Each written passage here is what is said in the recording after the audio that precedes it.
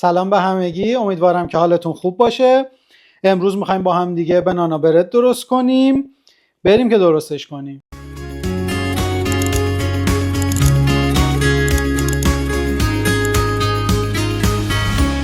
درباره بنانا برد اگه بخوام براتون بگم، بنانا برد یه نون خیلی خوشمزه و پرطرفدار آمریکاییه که برای صبحونه یا اسنک میتونه استفاده بشه و خیلی راحت میتونید توی خونه درستش کنید. نکته‌ای که ما باید توجه کنیم اینه که موزی که برای بنانا برد استفاده میکنیم باید کاملا رسیده باشه که هم طعم خیلی خوبی به نونمون بده و برای بافت بنانا بردمون هم خیلی عالیه. همونطور هم که میبینین من یه موز کاملا رسیده دارم استفاده میکنم. من موزم رو پوست کندم. برای یه ظرف حدوداً ظرف مستطیلی 30 سانتی من 4 تا دونه موز استفاده میکنم. توی مرحله اول موزمون رو باید کامل لهش کنیم. من با پوره کن این کار رو انجام میدم، ولی اگه در دسترستون نیست با چنگال هم میتونین این کار رو انجام بدین. مهم اینه که موزمون کاملا له بشه و به صورت خمیری در بیاد. همونجور که میبینین موز ما کاملا له شد و مثل حالت حلیم در اومد. تو این مرحله ما شکر و کره‌ای که من از قبل آب کردم و بهش اضافه میکنیم. برای این مقدار موز شما میتونین تا ماکسیموم 150 گرم شکر بهش اضافه کنین. من چون موزم خیلی رسیده بود و شیرینه مقدار کمتری شکر اضافه میکنم، ولی شما تا 150 گرم میتونین اضافه کنین. و کره‌ای هم که از قبل آب کردیم بهش اضافه میکنیم. البته مقدار دقیق همه مواد اولیه رو توی توضیحات این ویدیو میتونیم ببینیم. کامل همش میزنیم، یه حدود 1 دقیقه همش میزنیم که کل شکر و کره‌مون مخلوط بشه با موزمون. خب کره و شکر و موزمون کامل مخلوط شد. یه دونه تخم مرغ بهش اضافه میکنیم و به مقدار 1 قاشق چایخوری هم وانیل اضافه میکنیم بهش و بعد دوباره کامل همش میزنیم که کل مواد با هم مخلوط بشه.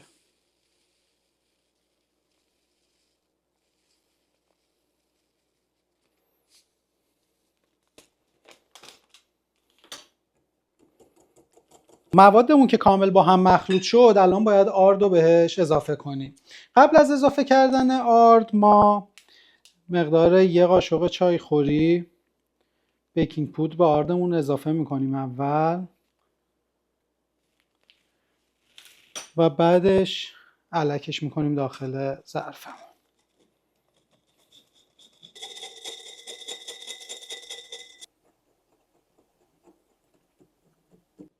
غلظتی که در نهایت به دست میاد یه همچین غلظتیه. بریم سراغ مرحله بعدی. موادمون که کامل با هم مخلوط شدن یه پینچ نمک هم بهش میزنیم و بعد دوباره کامل مخلوطش میکنیم.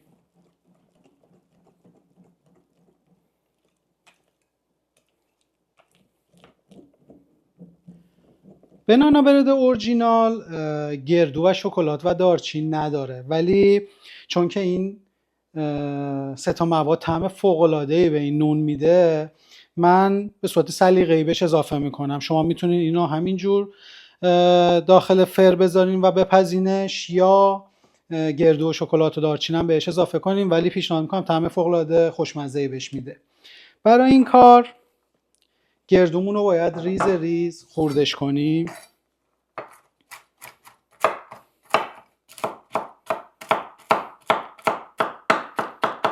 خب ببینید یه همچین سایزی که شد، خورد شد، من اضافه میکنم به مخلوطمون. برای این مقدار من حدود 60 گرم گردو استفاده کردم و 100 گرم هم شکلات استفاده میکنم. شکلاتمون هم باید خوردش کنیم. حتی شما میتونید از شکلات چیپسی و خورد شده هم استفاده کنید.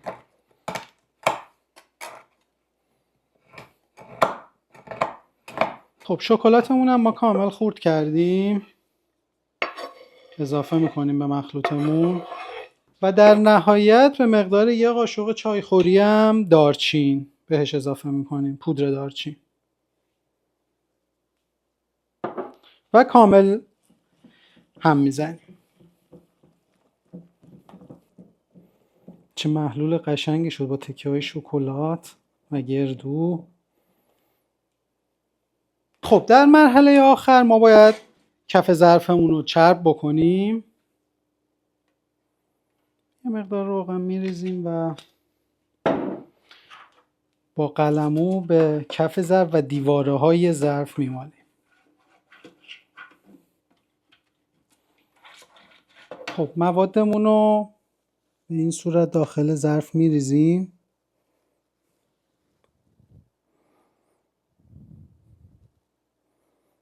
خب برای اینکه اگه شاید موقع اینکه داشتیم داخل ظرف میریختیم حبابی بین موادمون تشکیل شده یا هوا گرفته، 2 بار میکوبیمش روی صفحمون و اینو توی فری که از قبل گرمش کردیم، فر 180 درجه، به مدت حدوداً 50 دقیقه میذاریمش داخل فر و میپزیمش.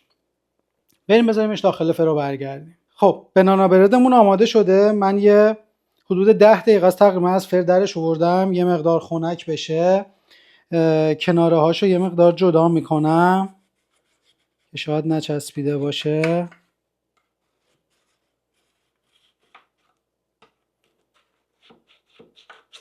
و بریم برشش بدیم ببینیم.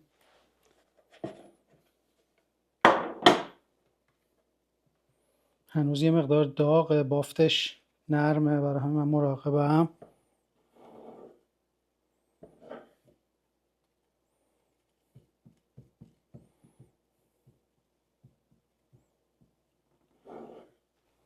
بهتره که یه مقدار بیشتر بذاریم خنک بشه. حالا من چون میخوام به شما بافتشو نشون بدم، الان برشش زدم، ببینین یه بافت کاکائویی موزی.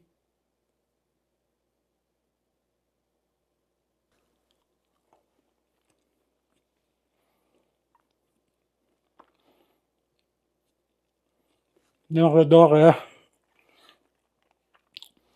خب طاقت نداشتم صبر کنم خنک شه، یه مقدار داغ بود ولی فوق العاده خوشمزه شده. حتما توی خونه درستش کنین، ازش لذت ببرین. امیدوارم که از این ویدیو لذت برده باشین و تا یه ویدیو دیگه خدا نگهدارتون.